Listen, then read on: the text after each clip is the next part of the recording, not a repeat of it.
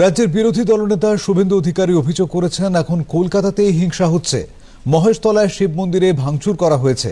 তিনি রাজ্যের পুলিশের সমালোচনা করেন। হিন্দু মন্দিরের ভাঙচুরের ঘটনা লজ্জাজনক, এটা কিছুতেই মেনে নেওয়া যায় না। দুষ্কৃতীরা মন্দিরে জমি দখল করে নিয়েছে গায়ের জোরে। বিরোধিতার নামে হিন্দুদের ঘর, দোকান, মন্দির ভাঙচুর করা হচ্ছে। পুলিশের ওপর আক্রমণ করা হয়েছে। বিধানসভার অধিবেশন অচল করে দেওয়ার হুঁশিয়ারি দিয়েছেন তিনি। মহেশতলার ঘটনার পরিপ্রেক্ষিতে বিজেপি বিধায়কদের নিয়ে এদিন ভবানী ভবনে উপস্থিত হন বিরোধী দলনেতা। তিনি বেশ কিছুক্ষণ অপেক্ষা করলেও ডিজি রাজীব কুমার দেখা না করায় ক্ষোভে ফেটে পড়েন শুভেন্দু অধিকারী এবং অন্য বিধায়করা।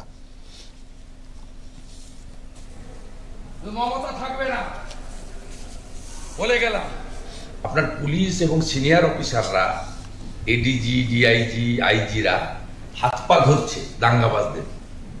তাদেরকে ব্যবস্থা নেওয়ার পরিবর্তে নবান্ন অভিযানে জল কামান পাওয়া যায়, টিয়ার গ্যাস দেখা যায়, মানে টিয়ার গ্যাস দেখা যাচ্ছে না, হাত পা ধরছেন গিয়ে দাঙ্গাবাজদের। পরিস্থিতি নিয়ন্ত্রণের বাইরে।